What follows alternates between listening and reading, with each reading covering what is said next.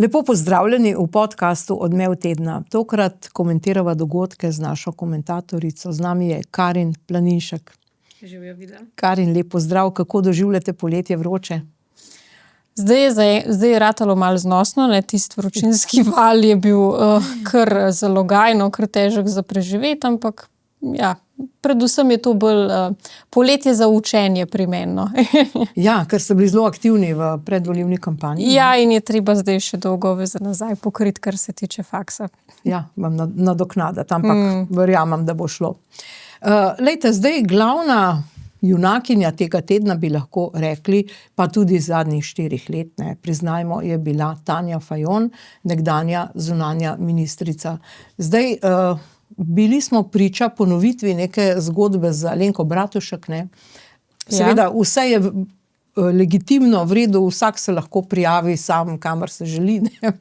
Ona seveda ne bo zastopala Slovenije, čeprav razumemo na funkciji. Namreč ona naj bi bila kandidatka za v bistvu predstavnico Evropske unije v regiji Sahel. Sahel, to je podsaharska Afrika na sredini, ne, to so afriške države z veliko revščine, z veliko problemi, tudi z ebolo, z vsem tem, zdaj težko si predstavljam, ampak glejte, Tanja Fajon se vidi v tej vlogi.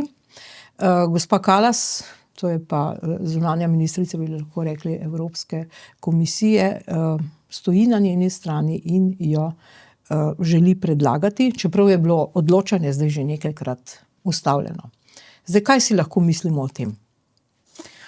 Zdaj jaz v tem primeru vidim kar nekaj spornih praks, no, tako kot ste v bistvu vi omenila tukaj takoj primer Alenke Bratušek, ki je samo sebe predlagala za evropsko komisarko.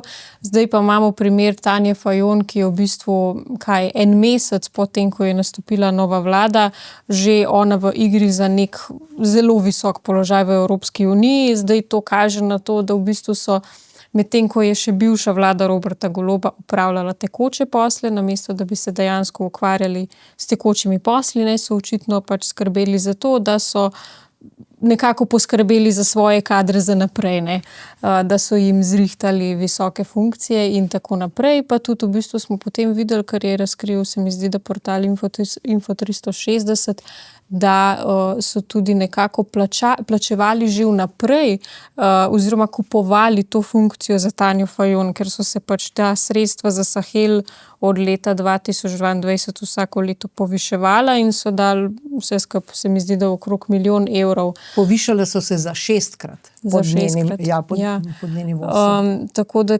tukaj je očitno, se pravi, kupovanje funkcije in pa to, da pač prejšnja vlada ni ustrezno vodila tekočih poslov oziroma so pač to porabili za druge stvari, za lastne interese. Zdaj je pa treba nekaj vedeti, ne, gospa Tanja Fajon, ne glede na to, da jo pač vsi imamo,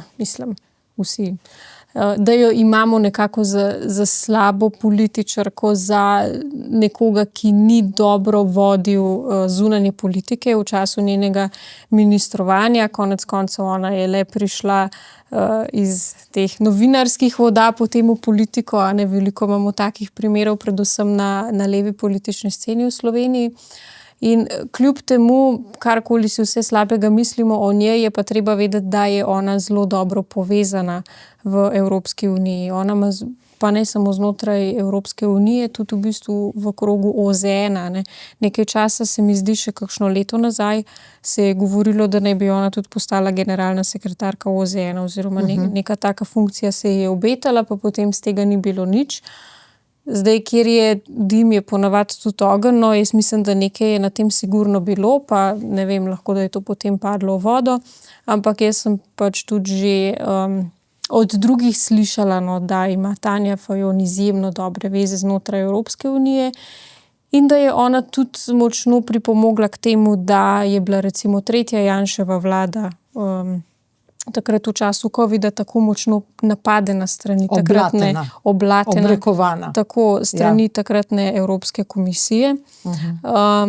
Tako da jaz mislim, da je najprej pomagal Robert Golob, ne, v času tekočih poslov. Je dal priporočilo, potem pa je seveda še uporabila svoje veze znotraj Evropske unije, ker smo pa videli, da v bistvu te točke niso zares zbrisali iz dnevnega reda, jo umaknili, ampak samo preložili prelagajo zdaj, predstavljajo, na kasnejše odločanje. Kaj bi naredili, ne? Ja. Ampak je pa res, ne, zdaj moramo se spomniti, da je bila Tanja Fajon, ko je bila zunanja ministrica, prvič imela neko žensko zunanjo politiko, ne. To je bila neka inovacija Tanje Fajon. Hodila je ves čas v ta arabski svet, igrala je na nek način nadaljevanje politike neuvrščenih, ne, kot nek Titov pionirček, ne, še vedno ni prestopila tudi miselno tega koncepta v zahodno Evropo, čeprav ima v Evropi povezave, ampak pomembno je pa to, ne, tudi ves čas je bila na strani Hamasa, to moramo tudi povedati, ne. In pred enim letom, mislim, da je nemški Deutsche Welle se je pogovarjal z zunanjo ministrico Tanjo Fajon. Takrat so ugotovili in se spraševali in so jo tudi vprašali, ali Slovenija ogroža evropsko varnost, ker je bila ideja, da bi mogoče izstopili iz NATO, o tem se je zelo veliko govorilo, a ne. Hkrati pa je tudi, so izraelski mediji govorili o neki hinavščini Slovenije, ne. Torej, Slovenija je bila in postala prva država Evropske unije, ki je 2 ministra izraelska razglasila za nezaželeni osebi, personi non grata, a ne. So rekli, slovenska hinavščina je nevarna, je takrat zapisal novinar.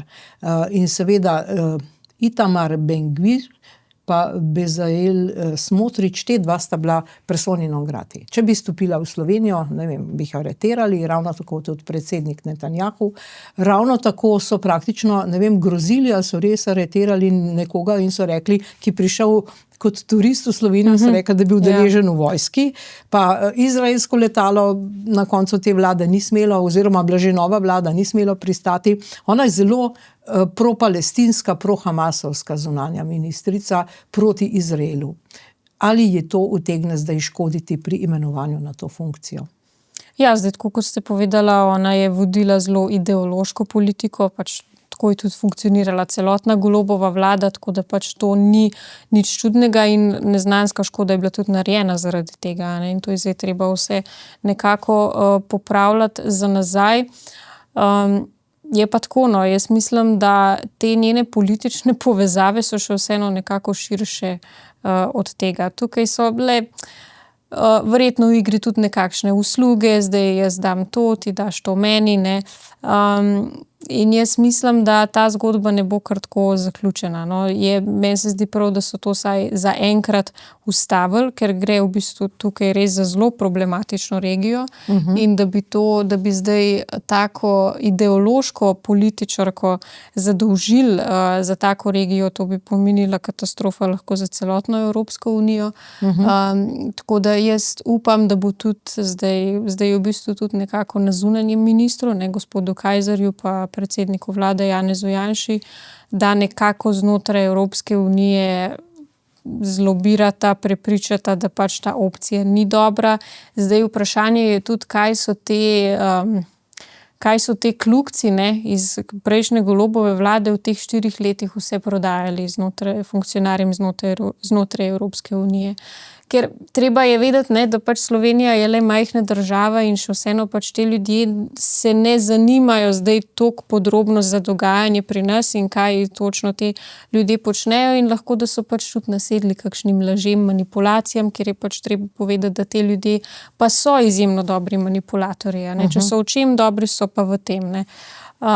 Tako da jaz mislim, da pač več stvari je tukaj treba vzeti v obzir, tako da bomo videli, kaj se bo dogajalo. No, sej, veliko je bilo teh afriških obiskov, ne. Tule je Tanja Fajon, se sprehaja po nekem blatnem kraju, ne. Zdaj, to so tudi objavili na Ministrstvu za zunanje zadeve, ko je ona hodila po teh deželah. Vprašanje je res, kaj bi pravzaprav ona lahko prinesla. Namreč že to, da so se sredstva povečala za 6-krat.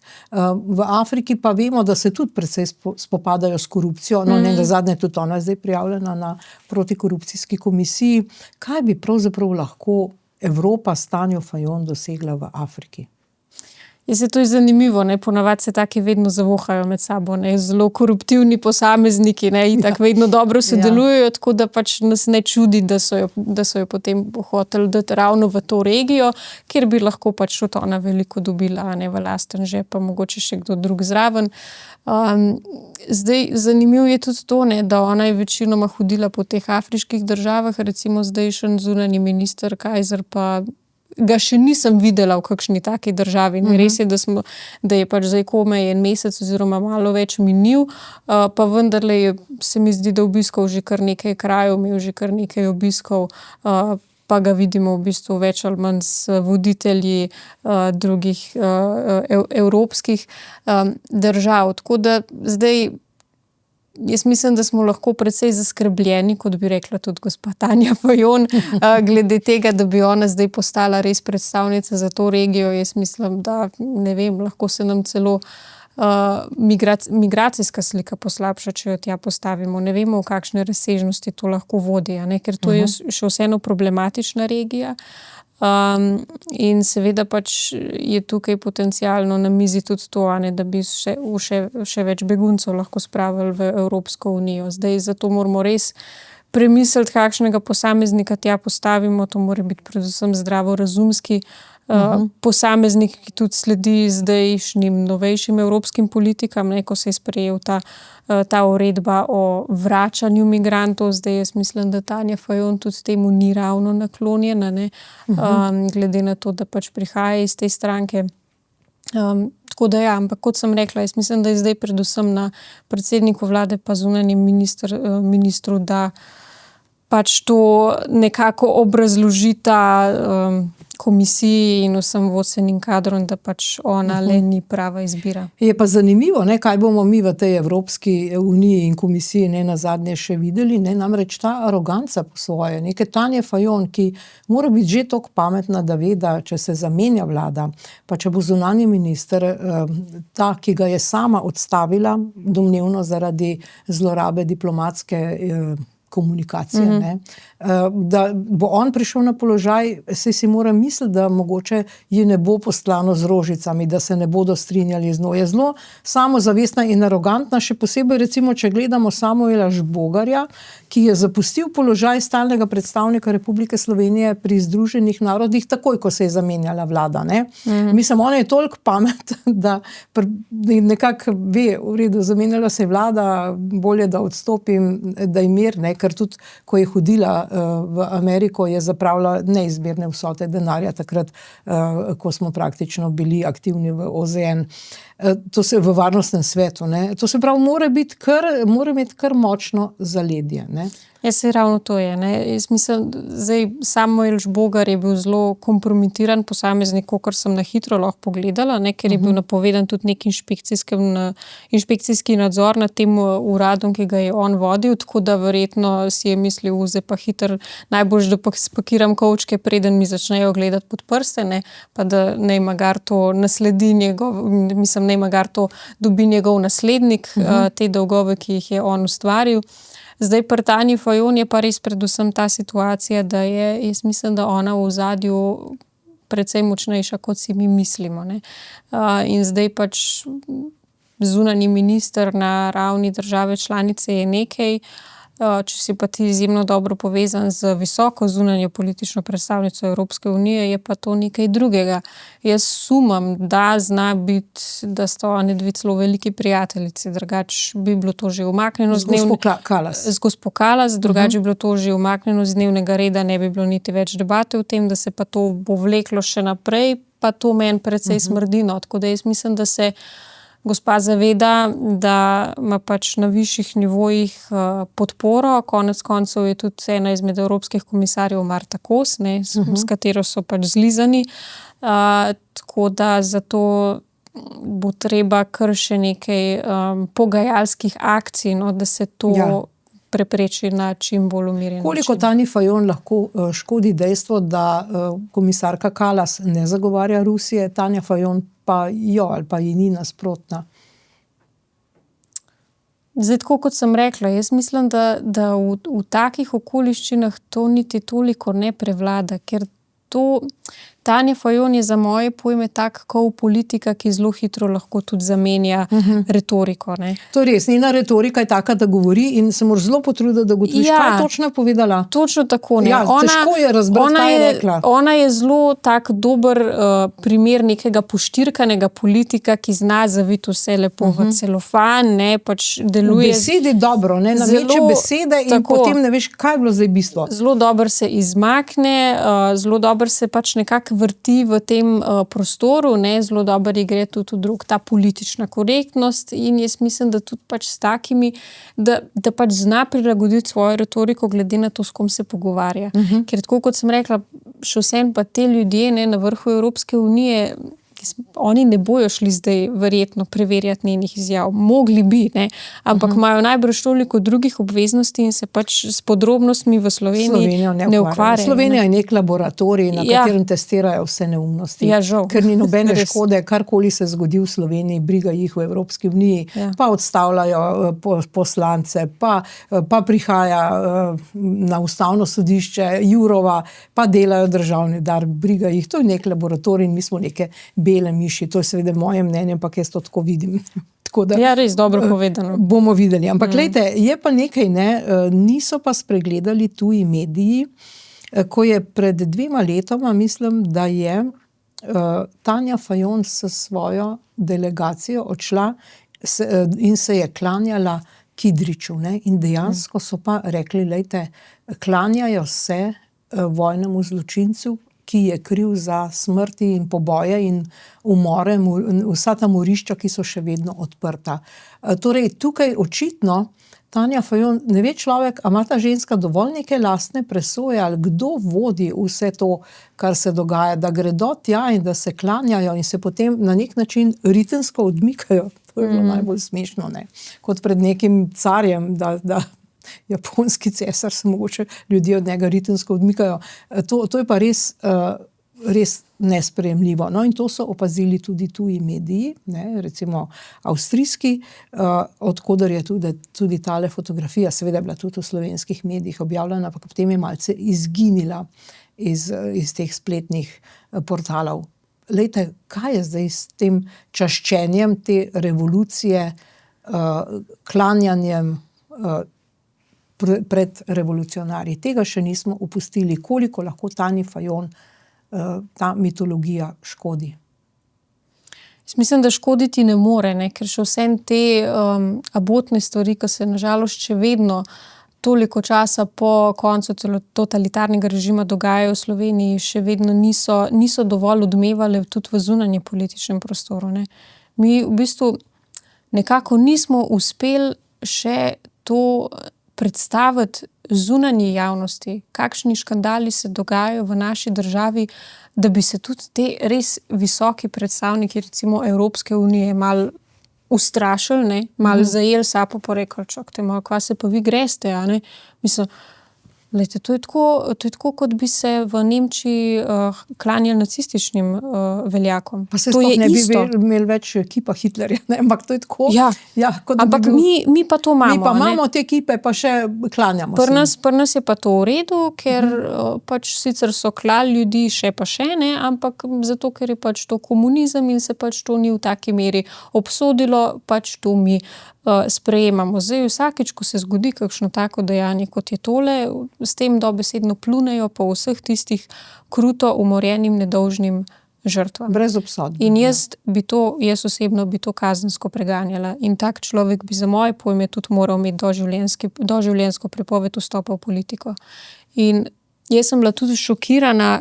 Pred leti je prišla na ustavno sodišče pobuda nekega državljana, oziroma pobuda, da bi se prepovedalo delovanje stranke Levica in pa tudi socialnih demokratov, zato ker se odkrito zavzemajo za totalitarni režim v Sloveniji. Ne? Predvsem stranka Levica, ki javno zagovarja socializem proti tržnemu gospodarstvu in tako dalje, pri socialnih demokratih pa to javno poveličevanje klavcev. In je takrat ustavno sodišče odločilo, da pač to je še vseeno preveč skrajen ukrep, da se stranka prepove, ne, da morajo biti pač za to doseženi določeni pogoji, javno se mi zdi pozivanje k nasilju in tako dalje, ker pa so pač te dejanja niso še dosegle tega praga, ne, pač oni ne bojo tega sankcionirali in da pa še vsem to nekako paše v demokratično družbo in je tudi takratni ustavni sodnik dr. Klemen Jaklič napisal izjemno dobro odklonilno mnenje, pač poudaril tudi predvsem ta primer in to ritensko odmikanje, da češ kaj se mi gremo v demokratični državi.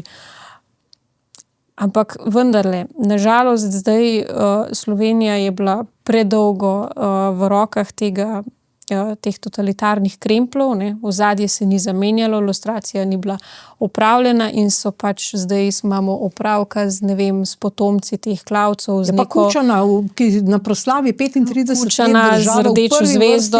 Sedi z rdečo zvezdo, Tako, pa da ga ni sram. No. Tako in imamo v bistvu opravka z novodobno partijo, preoblikovali so se v celofan demokracije. In to zdaj imamo, ne? Ker pač vsakič, ko je prišla desna vlada, je reševala krizo, potem pa hitro bila zamenjana na volitvah, ker pač, tako kot sem rekla, imamo na levi vedno opravka z izjemno dobrimi manipulatorji. Ne? To je pač ves njihov program in tudi očitno do zdaj ta civilna družba na desni še ni bila toliko, ne vem, močna, sposobna, da bi res predstavlja zunanji javnosti, kakšni so to škandali, kako to v bistvu krši tudi človekovo dostojanstvo, ne?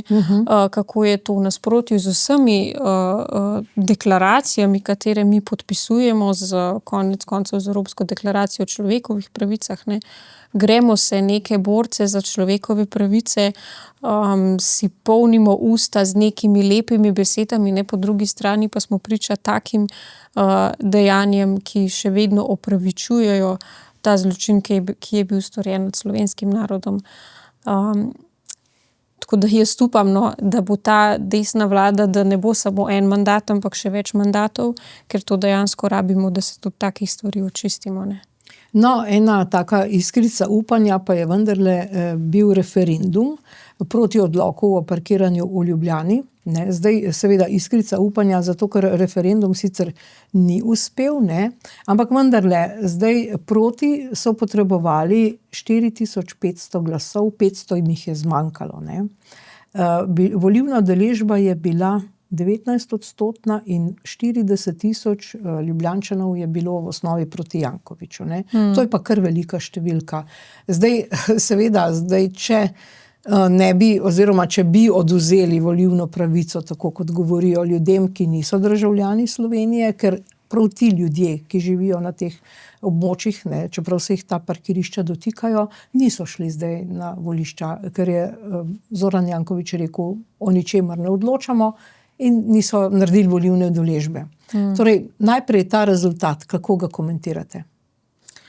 Mislim, sprva sem bila malo razočarana, mogoče ne, da jim ni uspelo, po drugi strani pa sem si rekla, ja, to pa je po tolikih letih le prvi indic, da se Zoranu Jankoviću stolček fejst maje.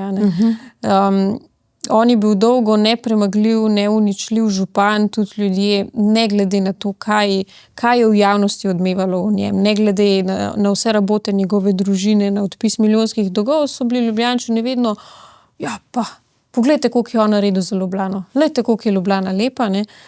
Nekako, jaz ne vem, kot da bi bili v nekem njegovem transu, ali kako bi si to pojasnila in to je zdaj po vsem tem času nek prvi znak, da mogoče se mu pa zdaj so začela tla malo majati, da je šlo pa še vse predaleč, ne. Ker tudi on je v bistvu v vseh teh letih dobil ta velikanski ego, ne, ta občutek, da pa se mi nič ne morete. Ne. In pol to tudi človeka malo zanese. Ne. In on je recimo pri komuniciranju že takrat, ko ljudje niso mogli do zdravnika, na Bežigradu se mi zdi, da je to bilo, je bil zelo nespoštljiv do tistih ljudi, ki so bili tam. Ne. Potem zdaj, ko je bilo to v Štepanjskem naselju, se je tudi zelo grdo pogovarjal tam s prebivalci. Tako da to so pol take malenkosti, ki pa začne pol v ljudeh malo red. Dober je bil tisti starejši gospod, ki mu je rekel, da ne gre, da ne šoferju. Ja, da ne šoferju reče, da ne gre po listek. Ta je bil svetoven. Tako da dejansko so se mu po tolikih letih tudi zgodili njegovi lastni volivci, ker pač Štepanjsko naselje, pač se vemo, kakšno je tam tudi pač prebivalstvo, večinoma pač iz bivših republik, oziroma so to verjetno že generacije zdaj druge. Ki niso državljani vsi. Ja. Ali mislite, da bi morali nedržavljanom vzeti volilno pravico na lokalnih volitvah? Ja, absolutno. Mislim, jaz tudi ne vem, zakaj mi to sploh imamo. Veliko ljudi zato sploh ni vedelo, da mi to imamo. Tudi evropske države tega nimajo. Jaz ne vem, zakaj, če bi jaz šla živeti v Nemčijo, ne vem, zakaj bi si jaz hotela vzeti to pravico, da zdaj moram pa še jaz odločati tam v lokalnih zadevah, ki so pač relevantne. Zdaj to je spet ta občutek, ki smo ga dali, da pač vse Slovenci bomo klonili. Mi bomo pred pražnik, pa se bojo vsi obrisali od Evrope do Balkana. Dejte, prosim. Pa nas teptejte. Ja, točno tako. Točno tako, dejte, znašati nad nas vse vaše frustracije. In tudi, ko sem poslušala, tiste izpade nekih, ne vem, kaj so to bili za eni ljudje, ob tem sprejemanju zakona. Ena gospa je govorila, da to so ljudje, ki so gradili to državo, kako si drznemo njim odvzeti. Je pa čakajte malo, če so oni toliko cajt le, pa če se čutijo toliko Slovence, zakaj pa niso za državljanstvo zaprosili? Pa davke plačujejo. Ja, se jih vsi mi plačujemo. Ja, po kruhu trgovino plačaš davk. Kaj je? Ja, mi ostali jih pa ne plačujemo. Plačevanje davka ti ne da državljanstva. Ti ne more dati aktivne in pasivne pravice. Tako da to je spet ta občutek, ki smo ga usadili drugim, da je vsak več vreden od nas, ki pride sem, pa to je tudi ta mentaliteta pri nas, ki se vleče še od Jugoslavije. Slovenci smo se tudi v bivši državi ves čas prilagajali, smo se mi morali, noben ni znal slovenščine, mi smo morali znati srbo-hrvaško in tudi danes recimo mi vsi nekako tudi mladi, nekako razumemo Hrvate, če jim pa ti rečeš kaj po slovensko, jaz te pa nič ne zastopam. Ja, kako, če smo živeli toliko cajta v skupni državi? Lepo te prosim, pa jezik ni, da je spet toliko različen. To je pač ta občutek, mi smo nad vami. In meni se zdi absolutno prav, da se to uvede. Zdaj sicer so pač zbrali tudi podpise, oziroma ne vem, če so jih že vse zbrali, ampak napovedujejo referendum na ta zakon.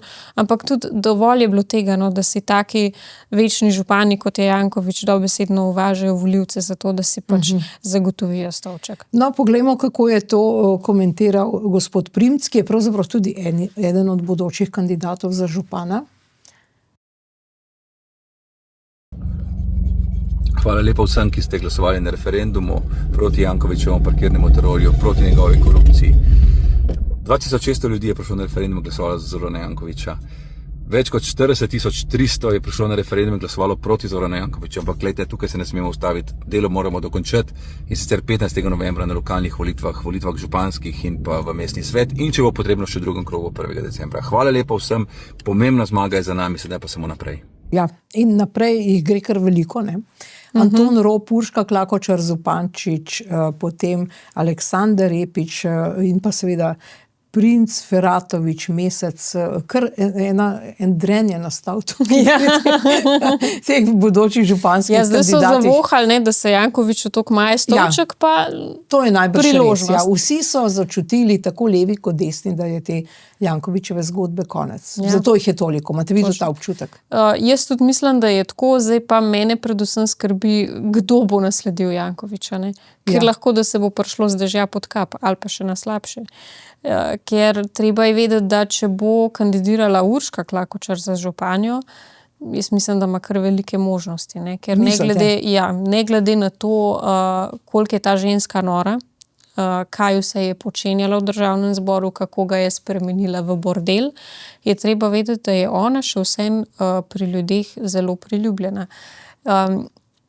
Ker nekaj, če jo ti opazuješ pozorno, veš, opazuješ njeno obnašanje, mimiko, retoriko, ti je takoj jasno, koliko je ura, ampak ljudje, ki pa ne spremljajo pozorno, pa v bistvu samo jih nekako začara s tem svojim dobrim ukrivljanjem besed, ne, ona tudi zelo dobro igra, zna igrati vlogo žrtve, ne. Predstavlja se za tako pravičnico, spet en zelo dober primer manipulatorja, ki se pač kot vedno prihaja iz levega političnega pola. Ona je tukaj res retorično, moram priznati, zelo močna in ne glede na to, koliko je neuravnovešena, moram reči, da zelo dobro zna pritiskati na čustva ljudi. Tako da jaz mislim, da če bojo dali njo, nas lahko skrbi, no.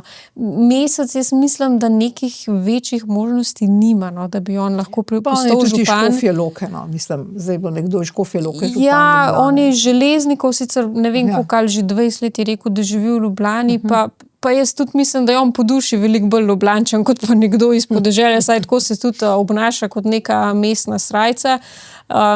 Ampak jaz mislim, da tudi Levica kot stranka zdaj nima tazga dometa, da bi on lahko dejansko postal župan, tudi nima, jaz mislim, da nima on te prezence, ne, mu manjka te neke stabilnosti, on je včasih še vseeno preveč kot nek zgubljen otrok, ne, župan pa mora biti nekdo, ki...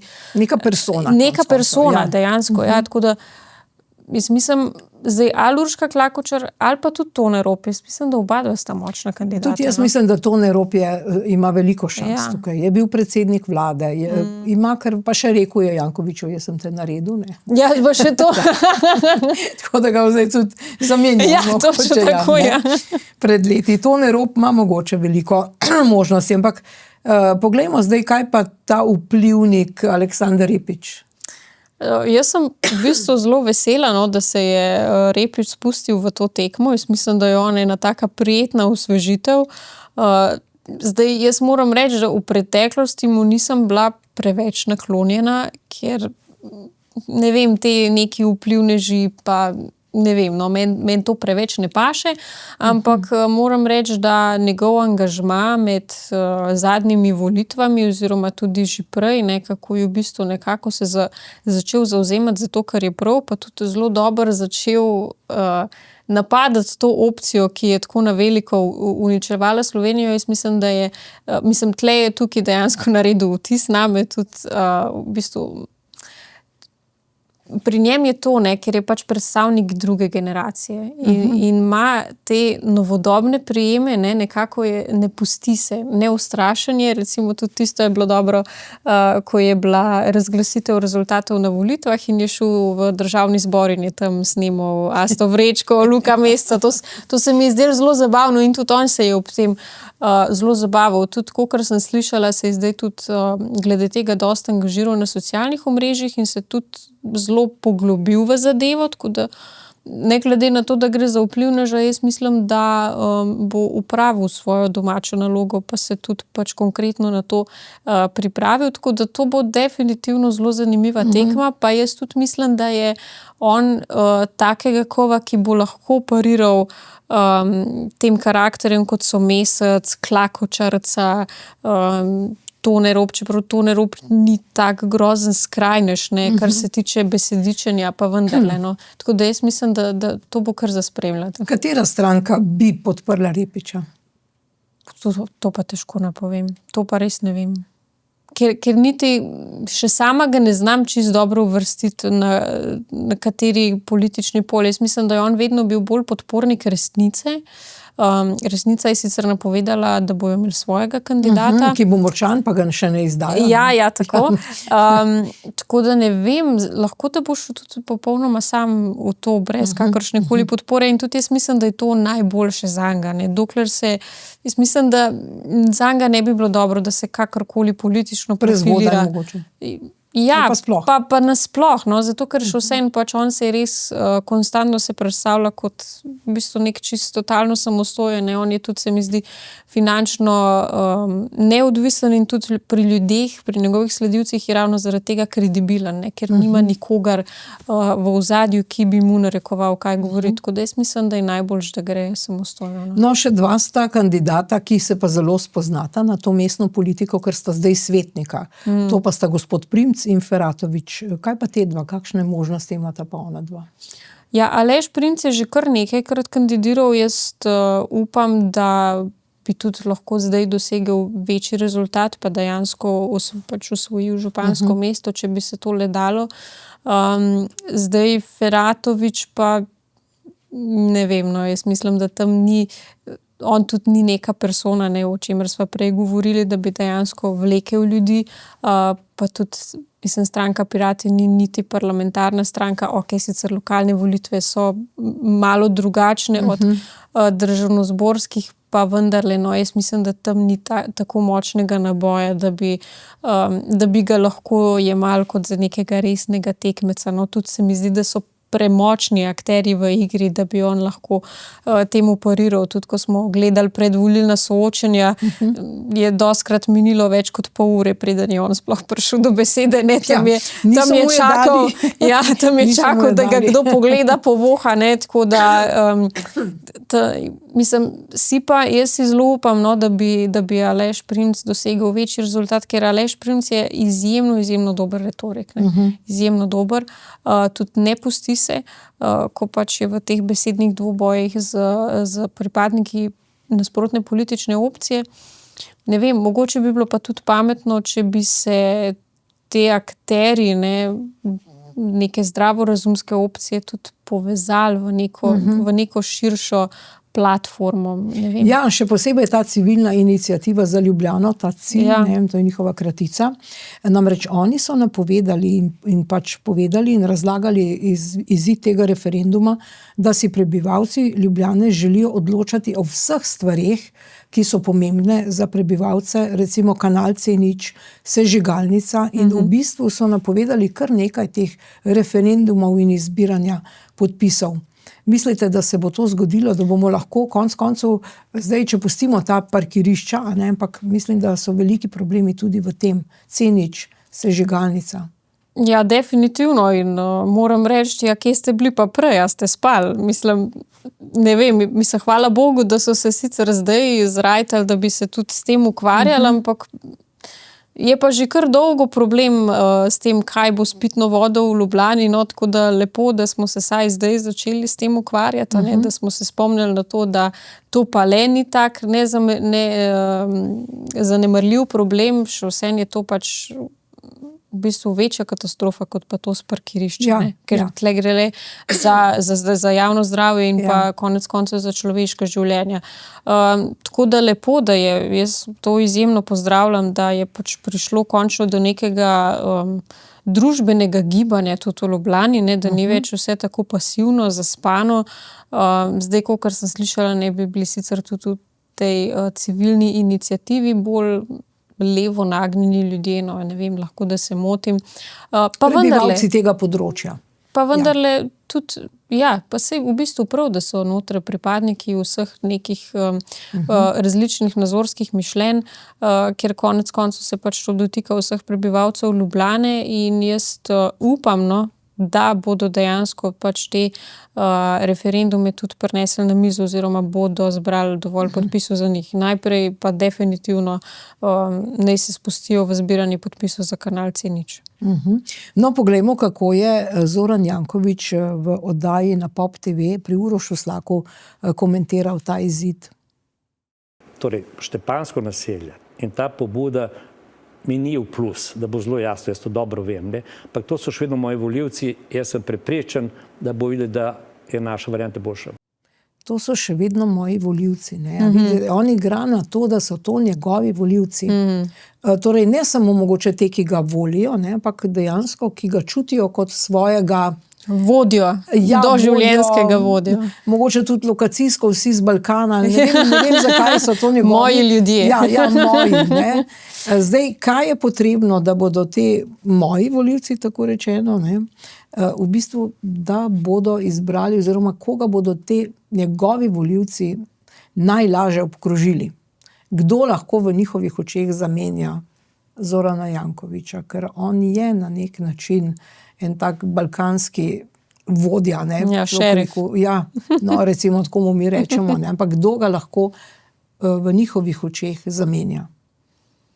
Jaz mislim, da na tej točki v bistvu kdorkoli. Še vseeno jaz mislim, da Ljubljančani bodo še naprej volili levo, če ne bo prišlo do kakšnega, ne vem, večjega dogodka, večjega premika v razmišljanju, ampak ne vem, tega nekako ne vidim v bližnji prihodnosti, tako da jaz mislim, da pač kdorkoli se bo pač najbolj retorično izkazal v kampanji na lokalnih volitvah oziroma pač na teh županskih volitvah, ker zdaj dejansko je prišlo do tega, da pač njemu se je čas iztekel, tudi on je v bistvu že v letih, ne, toliko časa je že v mestni hiši, 20 let je že in pač dejansko so se te ene in iste politike naveličali, veliko je korupcijskih afer, zdaj pač to s Štepanjskim naseljem, ker ga očitno pač najbolj tepe, ne, se po moje, če tega ne bi bilo, on ne bi bil zdaj v taki politični krizi. Tako da zdaj se gre samo za to, da pač nekako najdejo nekoga drugega in da se s to njegovo vladavino prekine. Zdaj ta njegova retorika, moji volivci, je pa pač posledica te arogance, ne, dejansko ki se ti zgodi, če po toliko letih, ne, ti dobiš ta občutek, da si nedotakljiv. In ja, on nekako, mislim, se je logično, on bo do zadnjega bo on v javnosti igral zmagovalca. Če bi on na kakršenkoli način se potegnil nazaj, bi si naredil še večjo škodo, ne? In on mora nekako probati, da do konca dominira ta prostor. Zdaj, mu bo to uspelo, bomo pa videli, ne. Mogoče bo imela besedo tudi balkanska mafija, to, kar očitno. Ja, ni to za odpisati, ja. Ker je le vladar podzemlja, tako da marsikaj se z nas zgodi v tej kampanji, upajmo samo, da ne bo spet prišlo do kakšnega mafijskega umora sredi Ljubljane, kar smo že videli, ne. Ja, to pa res. Torej, zdaj takole, obetajo se spremembe tudi na mnogih področjih, kjer jih prej ni bilo ali pa so bile napačne, ne. Poglejte, stranka Resnica je predlagala neke vrste zdravstveno reformo oziroma nekaj sprememb v zdravstvu. Zelo zanimivih. Takole pravijo, če vam zdravstvena zavarovalnica v 30 dneh ali v bližini doma 25 kilometrov stran ne najde zdravnika, boste prejeli bon. Recimo nek voucher. Ta ideja z voucherjem je zelo zanimiva. Lahko bi jo imeli že zdaj, ker konec koncev ljudje neprestano vplačujemo za zdravstvo, za dolgotrajno oskrbo že 1 leto praktično in nimamo nobenega voucherja. Konec koncev nič ne dobimo. Nobenega zagotovila. Ja, nekateri ne dobijo nič za to. Ne? To je nepošteno. Nekateri ja, nekateri ne. Tako da ta bon ali voucher, to je zanimiva ideja. Potem imajo idejo, recimo, konec je brezplačne rabe aparatov v javnih zdravstvenih zavodih. Ne? A veste, v javnem zavodu ima nekdo popoldne še privat posel in seveda na istih aparatih pač služi za privatni posel. Tudi zdravnik seveda. V tujini to ni tako. Ne? V tujini, recimo v Ameriki, si ti lahko zasebnik, ampak moraš najeti v bolnici, operacijsko sobo, vso ekipo najameš in jo plačaš po tržni ceni, potem pa seveda ti izstavljaš račune. Tako da uvajajo nekaj tega, ne. To se pravi, tako rečejo, kdor želi in zmore delati več, bo za to pošteno in stimulativno plačan, tudi to pravijo, ne. In seveda s strogim pogojem dodatno delo se upravlja izključno znotraj javne mreže. Pa še ta je zanimiva ideja, pacienti bodo hitro in pravično prejeli odškodnino po jasnem točkovniku, ne pa da se tožarijo. Kaj se nam zdaj obeta? To je stranka Resnica, ki sicer ni koalicijska, ne? V kolikšni meri lahko uspejo s svojimi idejami? Jaz v bistvu te rešitve zelo pozdravljam. No. Meni se zdijo zelo zanimive, tudi koristne. Zdaj nisem strokovnjak na tem področju in tudi ne vem, koliko je to zdaj dejansko izvedljivo, ali bi bilo treba kot uporabnik zdravstvenih storitev. Ne? Ali bi bilo treba to še kaj prilagoditi v praksi, ampak definitivno za pacienta so to, mislim, izjemno dobre rešitve, a ne? Ker mi imamo zdaj situacijo, kot ste že vi rekla, vsi plačujemo v sistem, storitve na koncu ne dobimo ali pa čakamo nedopustno dolgo. ZZZS se pa potem še hvali, da delajo dobičke. Mislim, čakajte malo, vi niste tukaj, vi niste privat firma, da ustvarjate dobičke, ampak zato, da vi porabite ta denar, ki vam ga mi damo za zdravstvene storitve. Tlele imamo v bistvu še vedno ostanek nekega socializma pa planskega gospodarstva, kjer se pač vnaprej splanira, koliko operacij, pregledov se lahko oziroma storitev se lahko izvede in ko pač zdravniki dosežejo to kvoto, se pač ZZZS tega ne plača več. Tako da pa sploh glede na stanje, ki ga imamo, da je ogromno ljudi brez osebnega zdravnika, vse več. Tudi prejšnja vlada, vse, kar so naredili na tem področju, je, da so odprli ambulanto za neopredeljene. Mislim, kar se tudi sliši žaljivo, kot da se ljudje sami niso odločili za to, da so si najdeli osebnega zdravnika, ampak dejansko je bila pač za to kriva oblast takratna. Tako da se mi ta bon oziroma voucher sliši v bistvu zelo dober, ne, da ti potem kjerkoli drugje lahko uveljavljaš zdravstvene storitve in jaz mislim, da so to v bistvu zelo dobra izhodišča za nadaljne rešitve, za pogajanja, kakršnakoli z vlado, za nadaljne rešitve v zdravstvenem sistemu, ki pa krvavi.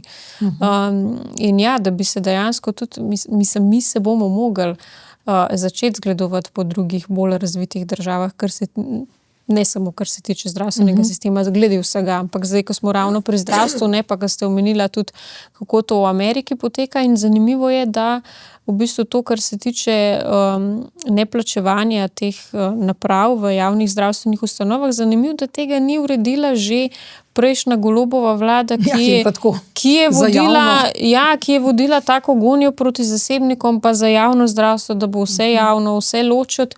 Zanimivo tega pa niso zrihtali, ker očitno pač so še vsem tle bili denarni interesi, pa kdo bo več pobasal v žep.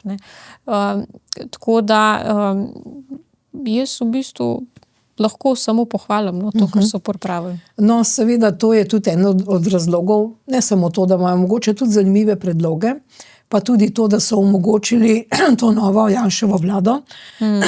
To je najbrž razlog, da se gospoda Stevanovića precej napada, še posebej s tem njegovim poslancem, ki pač ima neke imel finančne zagate v preteklosti, mogoče celo nima take izobrazbe, kot jo je prijavil.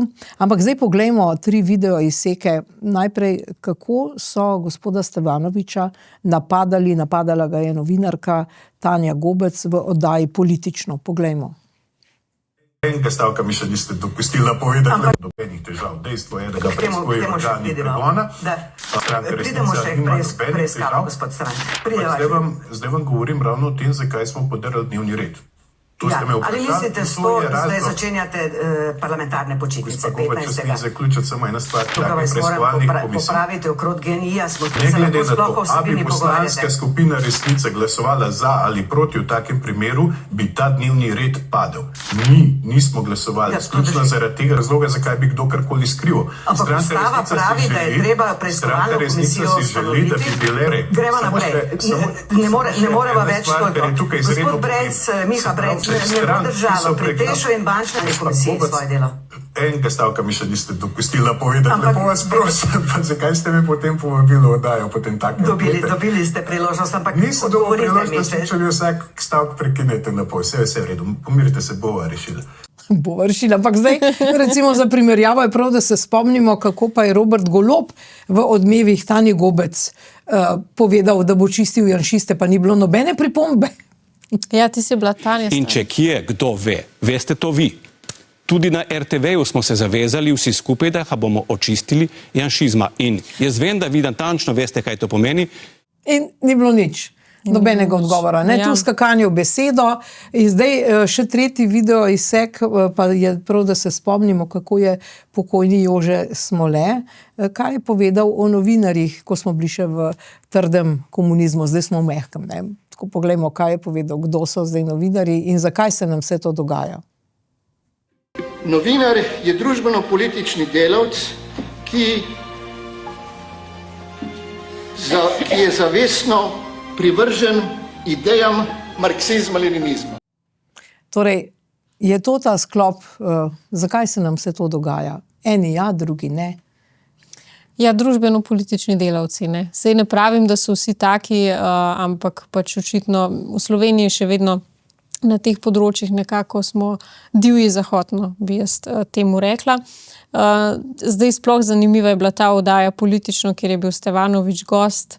V bistvu se je Tanja Gobec, novinarka, ki bi mogla voditi pogovor, ona se je tam v bistvu obnašala, kot da je nadomeščala, poslance Svobode, Levice, nekoga iz opozicije, ne. Ker karkoli je Stevanovič rekel, mu je ona kontrirala, ne, to pa ni bilo tako, to je bilo pa tako, ne. Ona konstantno ga je blokirala in hotela postaviti na laž. Mislim, to novinarju, profesionalnemu novinarju ne pritiče. Jaz mislim, da tak novinar bi moral leteti takoj, ampak kaj je z javno hišo RTV, mi vsi dobro vemo, ne, pa kako so se tudi tuji novinarji iz BBC-ja čudili nad vsem tem, kar počnejo na RTV-ju, ne, pa kako izbirajo goste, da govorijo to, kar pač oni želijo, ne, in tako naprej.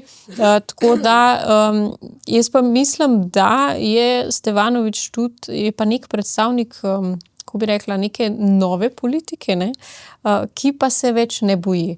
Ker recimo se mi zdi, da prej, zdaj zakaj so tudi postali takšni novinarji, takšni politiki tako nesramni, neustrašni, kar se tiče tega vletavanja v besedo, pa napadanja, pa žaljenja in tako naprej. Zato, ker so bili vsa ta leta navajeni, da jim nihče ni nič rekel nazaj.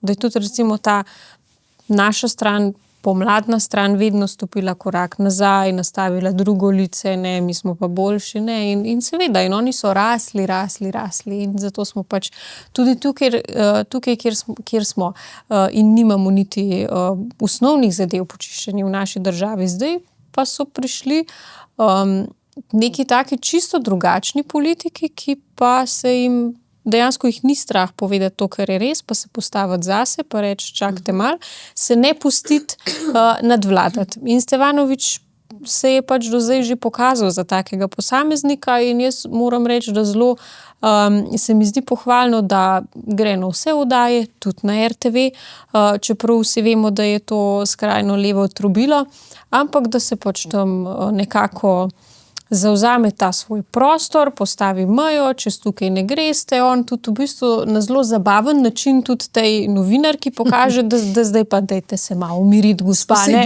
Sej bo speljala. Ja, sej vidim, da vam ne gre, ampak bomo že. Tako da meni se zdi, da takšne zadeve, ne, čeprav so to mogoče majhne zadeve, ampak so pa to le mali koraki v neko čisto drugačno prihodnost v Sloveniji, ne? In jaz upam, da bo čez čas vse več takšnih politikov, ki se bodo tako upali zoperstaviti, konec koncev nas je tudi vse več mladih, ki si upamo pač tudi v javnem prostoru povedati, kaj ni prav, pa se postaviti zase. Je pa tudi, se mi zdi, da stranka Resnica, ki je prej recimo pred volitvami zelo rada napadala SDS, ne, pa pač takratne parlamentarne stranke, zdaj spoznala, kaj pa to pomeni, ne, ko ti prideš v parlament in se postaviš na tako rečeno napačno stran, ne. Kaj to pomeni, ko ti dejansko se zameriš globoki državi. Zdaj so pa to spoznali v praksi, ne. Vsak dan, vsaj ena novica od Resnice. Potem Katja Kokot je povedala, da so ji avtomobili sledili. Skoraj vsak dan, da je opazila nekoga, da ji sledi, tudi če je kam na hitro zavila, je šel ta avtomobil za njo. Pač dejansko so bili te ljudje nadzorovani, očitno so tudi še vedno. In zdaj to, kar se dogaja s poslancem Mijićem, jaz ga ne bom zagovarjala, ne, ker te zadeve, ki jih je on počel, zdaj ali to res ali ne, to ni prav. Ampak čakajte malo, dajmo se spomniti recimo Mateja Čalušić. Za njo je bilo tudi potem odkrito, da ni imela diplome, kot je bilo objavljeno na njeni kandidaturi. Pa nihče, ona je, se pravi, predstavnica Svobode, celo ministrica je bila. Nihče ni tega problematiziral, noben medij ni tega vrtel en teden, dva, cel mesec, ne. Pa da je financirala nek čoven. Da je financirala čoven in seveda v Svobodi to pač, če so to naši, je to vse prav, ne, zdaj pa se oni grejo zdaj bi pa oni radi si drznejo moralizirati o takih zadevah, konec koncev imamo sodnika Maslešo, ki je brez diplome, noben medij, nič o tem, pa tudi kar se tiče izkoriščanja delavcev, seveda, mislim, da jaz Mijića ne zagovarjam, ampak po drugi strani imamo pa Jankovića, zaradi katerega so ljudje delali samomore, ker jim on ni plačal za tisti njegov fiasko v Stožicah, pa je bilo vse tiho. Tako da, mislim, te ljudje, ki se zdaj oglašajo, pa napadajo Mijića, naj najprej pometejo pred svojim pragom, naj se najprej spravijo na Jankovića, ki ga tako veselo podpirajo že toliko let, pol se pa lahko mi pogovarjamo. No, to se pravi generacija, ki je rojena v času Smoleta, in grede za njim je sedel Milan Kučan, ko je Smolet to razlagal, ne, je videno na tistem posnetku. Zdaj, na koncu ta generacija, mogoče tudi vi ste ta generacija teh mlajših, si upate več in zdaj prihajajo celo novi, ne, vplivneži, se smo prej omenili, ki pa bodo mogoče bomo dobili župana Repiča, ki je zdaj vplivnež. Ja, to bi bilo zanimivo. Ja. To bi bilo zanimivo. Dobro, zdaj poglejmo, mimogrede, kar se tiče RTV-ja, ne, gospa za kulturo, ministrica za kulturo je obelodanila, da ima pripravljeno zdaj pogodbo, da bo plačala en določen delež, ki ga je ministrstvo dolžno plačati RTV-ju, vendar je treba podpisati pogodbo. Ne? Mislim, to meni ni čisto jasno, kako da ne podpišejo pogodbe, si bi že prej dobili od Golobove vlade denar. Ker če podpišeš pogodbe, imaš seveda neke pravice in obveznosti. Ne? Zdaj, obveznosti ne bi imel nihče, ali kako je? Kako je s tem? Kako si vi to razlagate? Bodo zdaj podpisali pogodbo na RTV-ju, ali kako vabljeni so na ta sestanek? Ne vem sicer, kakšne so obveznosti iz te pogodbe. Ja, da denar uporabiš tako, za kar je namenjen. To je namenski denar, recimo, če je za manjšinski program, za glasbeno produkcijo, za karkoli pač je, ga je treba za to uporabiti, ne pa za plačane. Ja, potem očitno bi radi to malo preusmerili na druge postavke, ampak lahko da gre tukaj tudi za nekaj drugega, ne? Lahko da gre to za predvsem neko taktiko, in sicer, da oni recimo sami ne bi hoteli podpisati pogodbe, potem pa bi v javnost plasirali določene laži in začeli vpiti, poglejte, vlada nam ne da denarja, novinarji nimamo denarja, bla, bla, bla, tako kot je bila pri STA-ju, tako kot je bil primer z STA, ne, kjer so bili dejansko problem oni, ne, kjer je bilo ministrstvo, ministrstvo UKOM, pač pripravljeno sprejeti dogovor za financiranje in potem so to te levičarji spinali v javnosti pa naredili, da STA se izčrpava, da se napada novinarstvo in tako dalje. Tako da to so te že nekako poznane finte še iz časov Smoleta in Kučana. Poznane taktike iz socializma ali pa iz bivše UDBE, se ne vem, očitno imajo pač to neko belo knjigo vseh teh raznih manipulacij zaplasirati in pač se skozi na vsake 4 leta se to gremo, pa se vrtimo, pa gor pa dol. Ne? Ker če pa kaj znajo, je pa obračati besede, kar smo videli tudi zdaj pri tem zbiranju podpisov za referendum o parlamentarni preiskavi, ki se zdaj kar naenkrat pogovarjamo o politični policiji. Ampak ja, jaz mislim, da bi znali tukaj za kakšno tako zadevo, zdaj karkoli bi, tudi če oni ne bi hoteli podpisati pogodbe in tudi če bi rekla zdaj ministrica za kulturo, ne, da to ni res, itak bi nihče ne bi njej verjel, ne, ker seveda oni znajo biti toliko bolj glasni in seveda bi šla zadeva lahko v njihov prid, ampak sem pa mnenja, da še vseeno se je pa tle tudi, smo prišli do takega premika v razmišljanju, ne, pa ljudje so tudi že toliko naveličani tega RTV-ja, vse več jih spoznava, da to pač ni televizijska hiša, ki deluje v interesu vseh Slovencev, da pa smo mogoče res prišli v čase, ko tudi pač to ne bo, take manipulacije ne bodo šle več naprej. Jaz sem sicer mnenja, da bi se mogli pač pipco za RTV ugasniti, pa se znajte, kakor veste in znate. Zdaj konec koncev oni imajo financiranje iz prispevka za RTV, ki se je še celo povišal, ne dobijo malo denarja, zdaj zaposlenih imajo tako preveč, koliko jih je 2000, pa po moje, da ne vem, polovica od teh zaposlenih ali sploh ne hodijo na delovna mesta ali pa imajo pač neke popolnoma enostavne naloge, ki bi jih lahko, ne vem, en opravil naloge od 5 zaposlenih, ne. Tako da, če bi se oni znotraj organizirali tako, kot se zagre, ne, po vzoru privatnega sektorja, bi zelo, zelo dobro lahko preživeli samo od tega prispevka, ki ga plačamo za RTV. pa tudi temu prispevku nisem naklonjena, no vsaj dokler je takšno stanje, kot smo ga videli nad tistim histeričnim izpadom Tanje Gobec. No, tako da naj se znajdejo sami. Dobro, zdaj to obračanje besed in na nek način zavajanje, laganje je pač izbilo sodo dno zdaj pri NATO, ne. Zdaj, kar na lepem smo ugotovili, NATO je tudi ugotovil, da v bistvu mi seveda ne plačamo toliko, kot je Golobova vlada obetala in da so pravzaprav vtaknili v to denar za obrambo tudi gradnjo železniške postaje v Ljubljani, povečevanje pristaniških zmogljivosti Luke Koper, rekonstrukcija in razširitev Primorske pa Štajerske avtoceste, graditev drugega železniškega tira. Ne, vse to smo zdaj nekako vtaknili v to NATO rubriko. Mi smo pa seveda v bistvu eni redkih, ki sploh ne dosegamo 2% deleža bruto domačega proizvoda za NATO. Kako bomo zdaj rešili tole zmešnjavo? Jaz se mene čudi, da niso vrgli še kakšnega trgovskega centra noter, ne, če smo že šli vse metati v te NATO stroške, pa dajmo še to. Zdaj oni se zelo radi sklicujejo na sosednjo Italijo, ki je kar nekaj tudi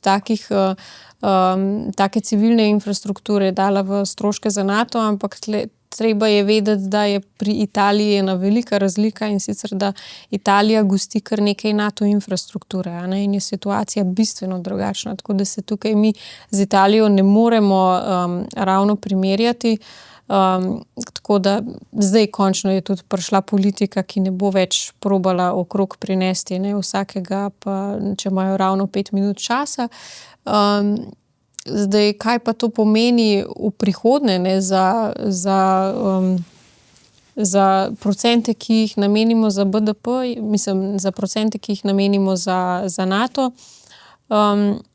je pa zadeva taka, ne, pač stvari bo treba povišati, ker mi namenimo premalo denarja. Zdaj tudi recimo, kolikor sem slišala, no, ne bi bila tudi vojska podhranjena glede same opreme, pa ne samo opreme, mi imamo velik problem tudi, kar se tiče kadrov Slovenske vojske, ne. To je prva zadeva, ki bi jo morali reševati. Tako da zdaj bo pač to treba popravljati za nazaj, je pa res, da so nam naredili hudo blamažo, ne, ki bo odmevala v javnosti še dolgo časa potem, ko so oni zdaj odšli. Tako da. Ja, Golob je rekel, da če bi on bil na tem sestanku, bi lahko hodil, ne, pa ni, ne. Ja. Bi prepričal, da gre to. Ja, sem sigurna, da bi on bi vse zahtel. No, ampak, lejte, finance bodo dejansko en velik problem, ne. To je kar velik problem tele nove vlade. Že ta primanjkljaj je že do zdaj skoraj 2 milijarden.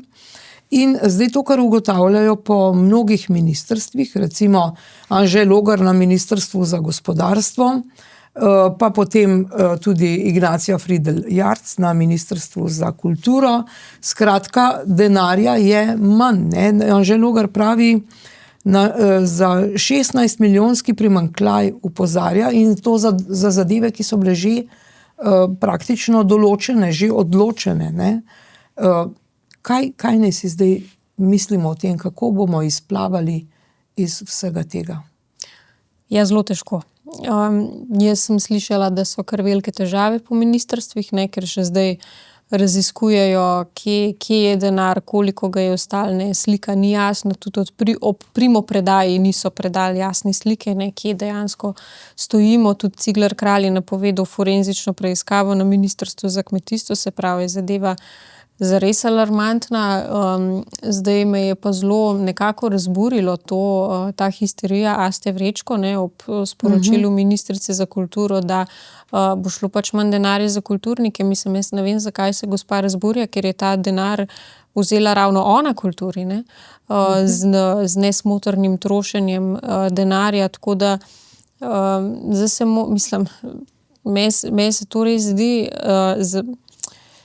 res se mi zdi grdo, no, da se nekdo predstavlja za takega kulturnika, borca za kulturo, ne, ves čas so se postavljali na stran kulturnikov, v bistvu je pa zdaj ona dejansko ona odgovorna za to, da kulturniki ne bojo prišli do svojega denarja, tisti, ki so se že prijavili na razpise. Ne?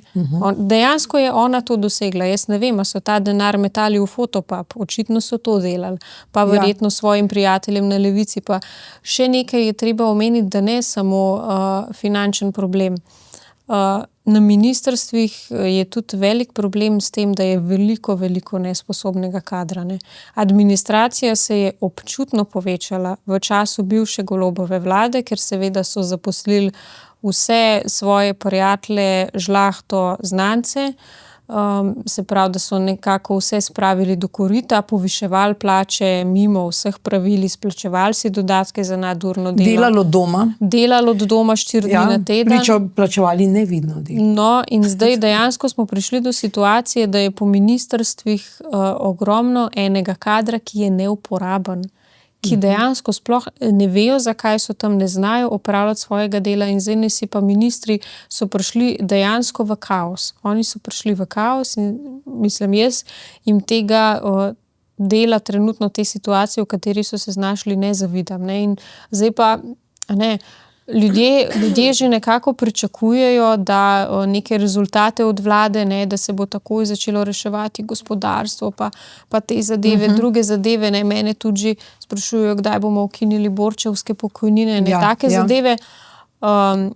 In je težko, ne, ko se moraš ti po eni strani ukvarjati s tem, da raziskuješ, delaš forenzično preiskavo po lastnem ministrstvu, ker ne veš, kje stvari sploh stojijo, ne, noben ti ni v pomoč, ker imaš same nesposobne že okrog sebe, a ne.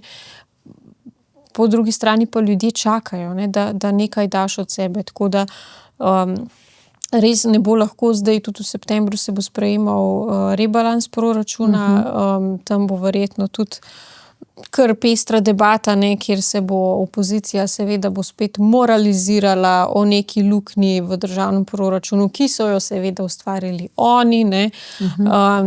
Tako da kar težki čas. Zdaj, ko ste rekli malce, da osvetljiva s podatki, v času Vaska Simonitija, ministra za kulturo, je bilo na ministrstvu 151 zaposlenih, zdaj pa se je povečalo v času Aste Vrečko to na 173, kot ste rekli. Ne? To je kar precej. Zaposliti vse prijatelje. Ja, tako. Zdaj, če gremo nazaj na Anžeta Logarja, povemo mimo grede, ker dogajajo se tudi menjave v gospodarskih družbah, recimo po odhodu Andreja Ribiča, ne, je na Darsu zdaj prišel na Dars nov direktor, to je Anton Guzej, tak je bil že generalni direktor RTV Slovenija pred mogoče 20 leti, tam nekje.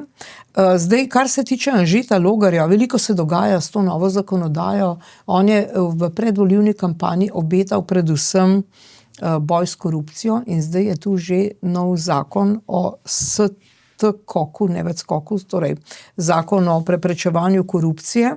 Ima kar nekaj novosti, zdaj ravno te dni ga premlevajo v teh strokovnih krogih, kjer tisti, ki ne želijo sprememb, so kritični, zelo kritični, govorijo, da bo politika vplivala na to. Seveda politika bo na nek način na predlog sveta, bo imenovala vodjo, ne? Ampak to, kar je bistveno, pohitrijo se postopki, ker v tej verigi od tožilstva, policije, tožilstva, sodišča ni več sodne preiskave, je samo še tožilska, recimo, ne? In bi mogoče postopki bili hitreje izvedeni. To me zanima, kaj si vi zdaj mislite o tem zakonu? Jaz zdaj najprej mogoče na očitke opozicije, ki so zelo odmevajo v zadnjih dneh, to, kar ste vi omenila, ne, da gre za vplivanje na neodvisnost sodstva in tako naprej. Mislim, zdaj o tem pričajo ravno največji varuhe korupcije o naši državi, tako da jaz mislim, da naj se začnejo ukvarjati sami s sabo pa svojimi težavami. In zdaj zelo težko je reči, da se gre za vpletanje v neodvisnost sodstva, ker vemo, da pri nas sodstvo, pravosodna veja že od nekdaj ni neodvisna. Tle je treba najprej povedati, da mi imamo katastrofalen problem v pravosodju nasploh. Pravosodje, tako kot je zdaj, dejansko ni zavezano temu, da bi iskalo pravico, da bi služilo pravici in resnici, da bi delalo po lastni vesti, ampak dejansko pač zasleduje interese globoke države, stricev iz ozadja, centrov moči, ne? Ker tudi v pravosodju to trenutno deluje tako, uspenjajo se tisti kadri, ki so lojalni, naši, ne, delajo po navodilih, ne zato, ker bi bili sami toliko strokovni, pa znali, pa res sledili zakonu in lastni vesti, ampak zato, ker so poslušni. Tisti, ki pa to niso, ne, tisti so tiho in ponavadi ostanejo na nižjih pozicijah celo življenje ali pa jih celo izločijo iz lastnih vrst in jim dobesedno uničijo življenje, kar smo tudi že videli v praksi. In zdaj, če bi mi imeli neodvisno sodstvo, potem kot prvo Alenka Bratušek že dolgo ne bi bila več na prostosti, ne, naša kraljica aneksov, tako da to moramo najprej razčistiti. Kar se pa tiče tega zakona o skoku, zdaj jaz sem ravno glede na situacijo, ki sem jo zdaj opisala, precej skeptična. Zdaj, meni se zdi to super, ne, da se spuščamo v pregon korupcije, mislim, to je že alarmi zvonijo že dolgo let v naši državi in stvar je res že šla krepko čez rob. Pa vendarle jaz trenutno ne vem, če je to prava pot, da bomo v bistvu samo neko določen organ, se pravi specializirano državno tožilstvo, zdaj preimenovali oziroma preoblikovali v ta skok, povečali število tožilcev, KPK ostane pač nedotaknjen, tak kot je, ne. Zdaj KPK je tudi v bistvu sam v sebi namen, zdaj tisti posamezniki, ki so tam, so očitno samo zagledati, tako, ne, pa zato, da imajo oni... predsednica. Tako, zato, da imajo oni funkcije. Zdaj, jaz sem tudi gledala takrat, ko je bilo v Državnem zboru predstavljeno poročilo KPK-ja za leto 2025. Prišla je Katarina Brvar Strnad, jaz mislim, da že njena prezenca odraža to, da ne gre za pregon korupcije, temveč za zaščito lastnih interesov. Nekaj je na hitro oddrdrala, ker je imela pač vnaprej pripravljeno in potem je bila ona celotno predstavitev tiho, mislim, tam je bila dobesedno za okras, ne.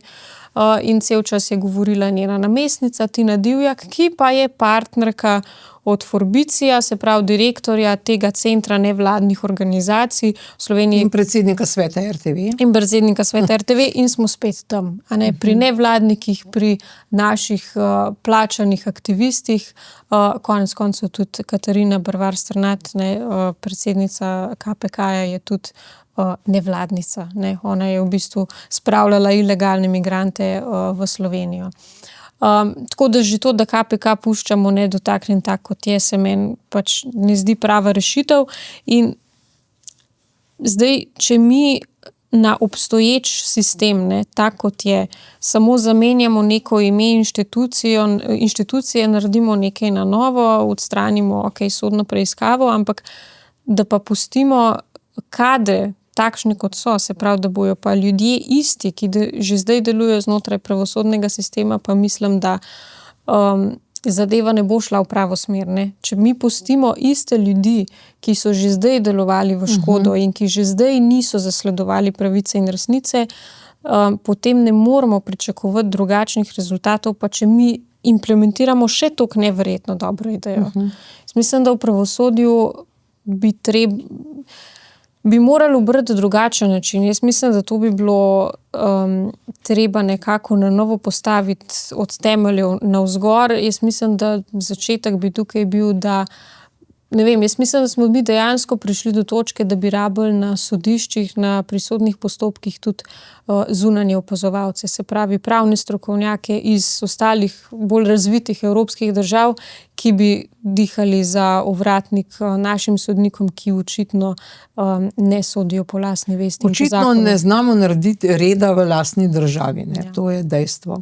No, če pogledava še tole Ministrstvo za kulturo, Ignacija Fridl Jarc, ko je prišla, je zdaj ugotovila, da primanjkuje 8,9 milijona evrov. Poleg vseh teh več zaposlenih, 8,9 milijona evrov je pa kar precej, ne. Zdaj, to, kar je mene v bistvu presenetilo, ko sem poslušala te odzive teh kulturnikov, kvazikulturnikov in tako naprej, je, da pravzaprav pa koliko koncertov bomo zdaj imeli, ne? Je nekdo se spraševal, a zdaj pa ne bomo imeli nobenega koncerta. Ja, zdaj, jaz ne vem, če ne prodaš nobene vstopnice, pač ne boš imel koncerta, ne? Jaz to ne razumem, to mi ni povsem jasno. Zakaj ne gredo ti ljudje vsaj delno na trg, se ne, ampak delno, malo ne grejo na trg, da bodo videli, a delajo v redu ali ne, a se ljudje, publika zanima za njihove izdelke, ali morajo avtomatično dobiti nek denar, pa se igrati neke koncerte, ker to konec koncev je nek podaljšani vrtec, igrajmo se iz plastelina ali pa igrajmo se koncert, ne, pa se igramo, dobimo denar in se igramo, ne vem, nekaj. Pa če kdo pride ali pa ne. Ja, performance, ne, in imamo denar in se nekaj gremo. Mislim, to je res tako sprevrženo, torej en kanček tega tržnega bi pa mogoče res veljalo tudi v tole kvazi kulturo upeljati, se vam ne zdi? Ja, to je pa drug problem, ne samo, da je zdaj Asta Vrečko zapravila ves denar, ki ga je imela, oziroma skoraj vse zmetala skozi okno. Mi smo zdaj očitno tudi tiste kulturnike, ki izgleda niso preveč dobri, ne, jim njihovo delo ne gre od rok, pa očitno se jim ne da podstopiti drugih stvari, ne bi se oni šli prostega trga, pa so zgleda to neki prijatelji sistema, ali kako bi rekli, jih je pač, so jih leve vlade vzele pod svoje okrilje. Zakaj? Ker v bistvu tukaj so obojestranske koristi, ne? Če imaš ti pod sabo kulturnike, ki jih financiraš z davkoplačevalskega denarja, potem ti te kulturnike lahko tudi aktiviraš v raznih političnih akcijah, recimo. In tudi jih, ne? In tudi vedno jih, recimo za referendume, ne, Zlatko, oni zelo radi ponucajo za vso to politično agitatorstvo, ne, tako da pač to je neka dvosmerna pot, ne, obojestranski koristi, tako da zdaj se bodo pa očitno eni morali naučiti, da so pač te časi minili, ne, in jaz tudi upam, da, mislim, si želim, pa tudi verjamem, no, da aktualna ministrica ne bo temu uklonila, no. Upajmo, bomo videli, če ne bo spet krvavih miz na Metelkovi pred ministrstvom, če ne bodo spet zganjali teh performansov, kot so jih takrat, ne. Ampak dobro, glejte, zdaj obeta veliko pa minister za notranje zadeve Franci Matos in seveda tudi za javno upravo, ne. On je dejal, da prav jutrišnji dan je 18. julij, je ta zadnji rok, ko bo jasno, koliko javnih uslužbencev je odveč. To je zelo zanimivo, ne? Ker reorganizacija državne uprave po zmanjšanju števila ministrstev vstopa v to odločilno fazo. Do tega datuma je zdaj nekako treba povedati, kako se bodo preoblikovali, kdo je odveč. Kaj vi mislite, koliko je javnih uslužbencev, ki praktično nimajo kaj početi? Jaz mislim, da je ta številka kar velika, skozi vsa leta se je verjetno povečevala, ne, ker mislim, da koliko je zdaj javni sektor že preko 200,000 uslužbencev. Ja. Krepko je narasel javni sektor, po drugi strani pa storitve niso nič boljše oziroma vse slabše, ne. Vedno več je tega čakanja na kakršnekoli storitve, niso kakovostne, tako da tukaj se vidi, da se je delalo samo na kvantiteti, ne pa dejansko tudi na kvaliteti, in da bo treba upeljati tudi zakonitosti privatnega sektorja v javni sektor. Mislim, že zdaj bi moral tako delovati, ne? Ampak očitno je pač neke osnove se treba zdaj učiti.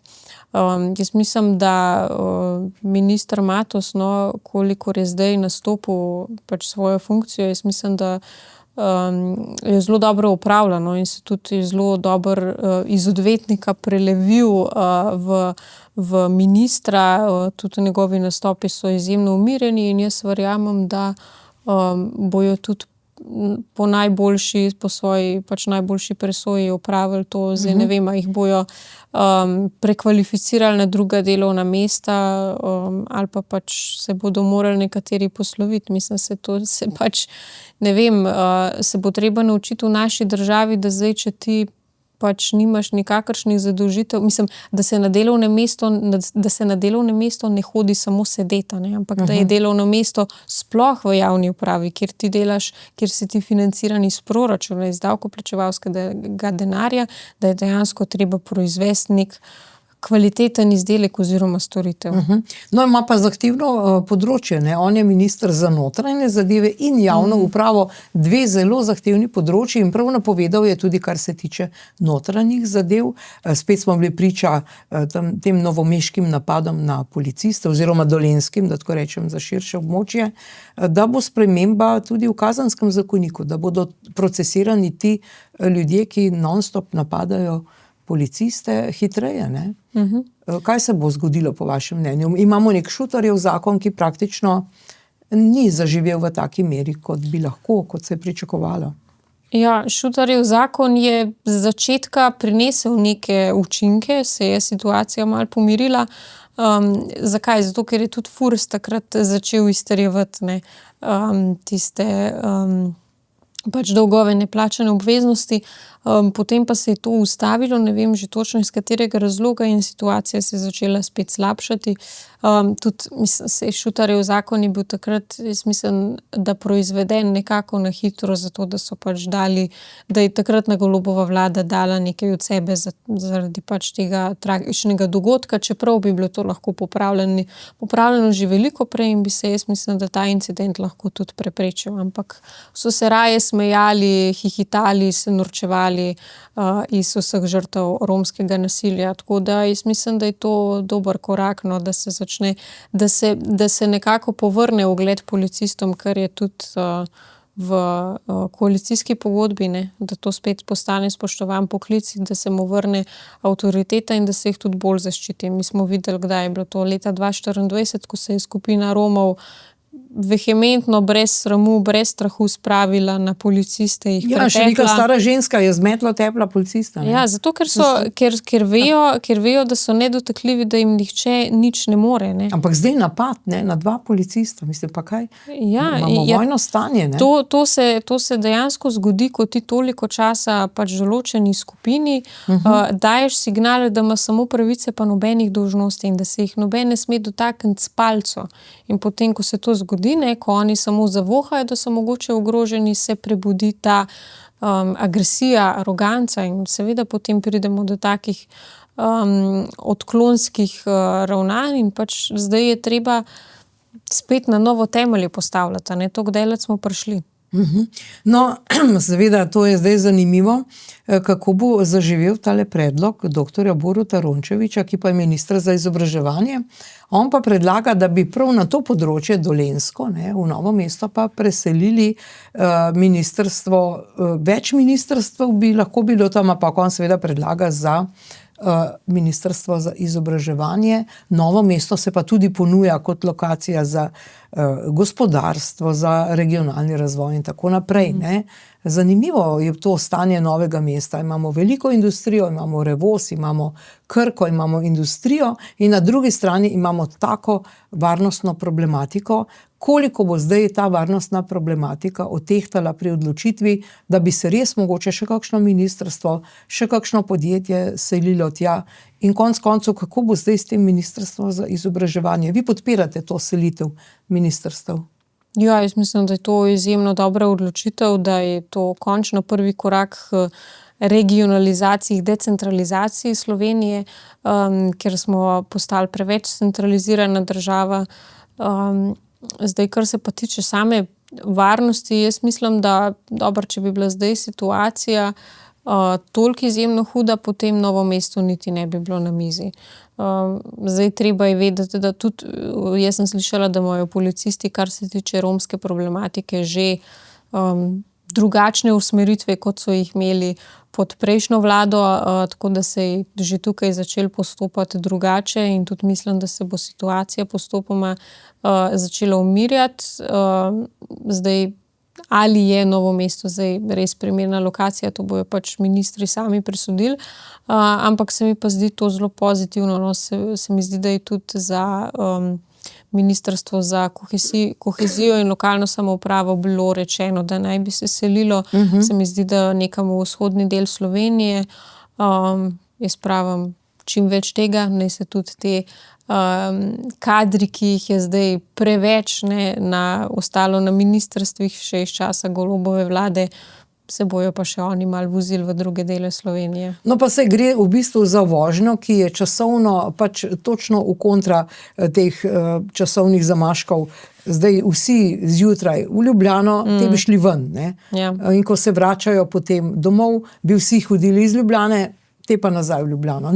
Ta promet ni taka stvar pri teh stvarih. Ne? Ja, za njih je to v bistvu pozitivno, ne, sploh če so doma, v bistvu iz teh koncih, da se ne vozijo, iz teh koncev, da se ne vozijo ravno iz Ljubljane, pa tudi, da damo nek signal, da ni samo srednje slovenska najbolj pomembna regija v državi, ne. Tudi druge evropske države imajo pač državne institucije pozicionirane, ne, po več različnih mestih in s tem se tudi bodo začele razvijati druge regije po Sloveniji, ki pa so zdaj nekatere kar močno zapostavljene, a ne pa v zaostanku, tako da jaz pravim čim več tega. No. No, za konec omenili ste že, da vas sprašujejo ljudje, kdaj boste ukinili borčevske pokojnine. Ne? Zdaj na našem sestrskem kanalu Info 360 so se pozanimali, kako je s tem, pa niso dobili vseh podatkov. Ne? Zdaj, 80 let po koncu druge svetovne vojne je 2665 oseb v Sloveniji, ki je prejelo borčevsko pokojnino iz pokojninske blagajne, in to v skupni višini 4,8 in še nekaj milijona evra letno. 5 milijonov damo za borce, 80 let po koncu vojne. Ne? Zdaj, med temi je v bistvu takole, 3 prejemniki so te starostne pokojnine so bili rojeni leta 37, 2 prejemnici pa leta 35 in 34. To se pravi, kar 5 od teh 2665 je bilo ob koncu vojne starih med 8 in 11 let. To, kar je pa bistveno, pa je, da informacijski pooblaščenec ni dovolil objave letnic rojstva, kot da so to osebni podatki. Mi pa iz proračuna plačujemo ljudi, ki za časa druge svetovne vojne sploh še niso bili rojeni, to se pravi 2665, mogoče so neki potomci, ki so nasledili nekoga, neki otroci, vnuki, žene, ne vemo kdo, skratka, kaj je to, kaj se to dogaja? No, najprej o tem dejanju informacijske pooblaščenke, ki ni hotela dati tega podatka. Zdaj tukaj gre le za podatek, po katerem sploh lahko mi presodimo, ali so te ljudje upravičeni do tega dodatka ali ne, tako da ta njena utemeljitev je bila čisto mimo in se vidi, da je to pač spet nek totalno politično nastavljen kader in do tega pač pride, ko leva veja politike uzurpira vse državne institucije, tako da tukaj pač smo. Kar se pa tiče teh borčevskih pokojnin, zdaj, da mi to izplačujemo v bistvu potomcem teh borcev, takšne bajne zneske, medtem ko imamo zdaj že res velik del upokojencev, recimo temu navadnih smrtnikov, ne, ki niso privilegirani v naši državi, ki so pa zdaj že pod pragom revščine, se meni zdi zelo arogantno in pa v bistvu tudi nečloveško, da se mi to gremo. Tako da jaz pravim tele borčevske pokojnine vse pobrati, pa magar še vse zneske za nazaj pokasirati. Ker to, kar se mi gremo z državnim denarjem, se pravi, opozicija nam zdaj vpije, kakšno luknjo mi delamo v državnem proračunu, oni pa so med tem podpirali tako norčevanje iz davkoplačevalskega denarja, pa tudi norčevanje na račun tistih upokojencev, ki imajo koliko 300 evrov pokojnine in ne morejo skozi mesec priti. In so vplačevali v blagajno, kajti te niso. Ne? To so ljudje, ki dobivajo denar, ki niso popolnoma nič vplačali iz tega zneska, ki ga dobijo. Za ta znesek niso plačali nič, lahko da so kaj drugega. Ali pa sploh nič. Ja, oni dejansko so pač prijatelji režima in so dobili denar iz lufta. Tako da, kot sem rekla. Kučan Smoletovega režima, no? Če gremo na ta videoposnetek. Zato tudi vse te prapori s temi petokrakimi zvezdami, pa zato Milan Kučan pri svojih 80 plus letih, mislim, da je 85 let star s tisto rdečo zvezdo v prvi vrsti na državni proslavi, 35 let države in si to dovoli. Zaradi tega, ne? očitno zaradi vsega tega denarja, zaradi 4,8 milijona evrov. Ja, oni so se pač navadili, ne, saj ista zgodba je in pri Jankoviću in vseh teh naših veljakih, da pač skozi vsa ta leta, nedotakljivosti so se tega navadili, da si pač njim pripada. Ja, da njim to pripada, lahko si vse privoščijo, oni lahko delajo vse, medtem ko druga stran, ne vem. Prej sem videla naslovnico Reporterja, Katja Kokot si gradi hišo. Mislim, kako si drzne, da nekje biva, da si ona bo nekje ustvarila domovanje. Mislim, to je res že za bruhat, ko bereš te njihove domislice, ampak treba je nekaj vedeti, da njihov čas se izteka. Že zaradi tega, kako so se mladi obrnili, kar se tiče razmišljanja, kakšne tudi nekako drugačne poslance imamo zdaj tudi v državnem zboru, ki si upajo veliko več povedati, kot smo gledali do sedaj. Recimo prav v žalbi, prav včeraj, mislim, da je bilo to vprašanje, kaj je delala Urška Bačovnik Janša v Parizu s svojim soprogom, ki je predsednik vlade. Ja ne vem, kaj pa je delala? Gaber Golob, ali ko še sploh ni bila Golob, to je pa res višek. To so pa mojstri sprenevedanja. To pa v bistvu ne moreš verjeti, kaj tem ljudem pade na misel. In tudi žalbi, jaz mislim, da on ni čist trezen pri svojem delu. Meni on ne deluje ravno priseben. Tudi to izjavo, ki jo je imel glede Miha Lobnika, zagovornika načela enakosti s tistim vazelinom, zanimivo, največji borci za pravice istospolnih, pa za vse pravice, karkoli, potem si pa privoščijo take izjave. Zanimivo je bilo pa tudi nekaj. Jaz sem gledala sejo, kjer je bilo predstavljeno poročilo zagovornika načela enakosti in moram reči, da sem bila šokirana, da je gospod Lobnik tako okrcal Gibanje Svobodo in je javno povedal, da je on prišel v spor z Gibanjem Svobodo zato, ker se ni pustil zmanipulirati in so mu odvzeli sredstva. In to je napad na neodvisne institucije v naši državi. No, zdaj tole pa naša zadnja slika, tokrat zdaj pa tili naši poslanci niso vsi tukaj gor, mislim, da Goloba ni, ampak dobro, to je bil ta zgodovinski posnetek prvega zasedanja. Zdaj oni gredo pa zdaj na dopust. Zasluženo? Gredo zasluženo? Mislim, da nekateri ja, nekateri ne. Jaz moram reči, da so bili kar delovni do sedaj od aprila. Veliko je bilo sej sklicanih, tudi v zgodnjih jutranjih urah, da so se nekateri predstavniki Svobode kar pritoževali nad tem, da kako bojo oni zdaj ob 9 zjutraj hodili v državni zbor. Ja, mislim, dobrodošla v tem, da pač hodiš v službo, gospa iz Svobode. Ampak okej. Ja, zdaj, ko se bo čez poletje majčkeno ustavilo, umirilo se, bo pa zelo pestra politična jesen. Ja, kaj se nam obeta? Danes so na Brdu pri Kranju, zdaj že govorijo o tem, kaj se nam obeta, o zakonih, o rebalansu, kot ste omenili. Kaj lahko pričakujemo?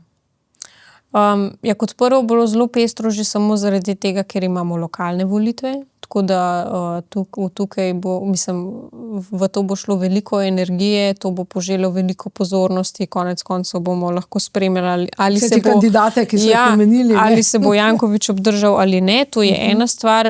Veliko enih referendumov bo, o parlamentarni preiskavi, potem ne vem, bo še o lokalnih volitvah, tako da tukaj bo veliko enega dogajanja in bo s tem javni prostor tudi zelo nasičen, pa tudi veliko zakonov je že planiranih za na dnevni red te 1. septembrske seje, potem oktobrske in tako dalje. Pa tudi ena zadeva je še, se mi zdi, da v naslednjem tednu bo Ustavno sodišče odločalo o tem, ali je referendum o interventnem zakonu dopusten ali ne. Zdaj so insinuacije, da naj bi dopustilo Ustavno sodišče ta referendum, kar je sicer v popolnem nasprotju z našo ustavo, ampak seveda predsednik je Čeferin, noter so sami naši, tako da na tak način se vse da zrihtati. Tako da lahko, da bomo imeli celo 3 referendume v jeseni. Jaz mislim, da bo tudi to mogoče poželo celo več pozornosti, kot pa vse ostalo dogajanje. Ja, sigurno pri tem proračunskem primanjkljaju po rebalansu, zdaj pa še ta referendum, ne, a bi imeli davke, mogoče jih ne bi imeli. Ne, tako. To bo zelo zanimiva politična jesen. Za tokrat pa, Karin Planinšek, hvala lepa za vaše komentarje. Jaz vam tudi želim lepe počitnice, pa se vidimo jeseni. Hvala in enako. In hvala za pozornost. Nasvidenje.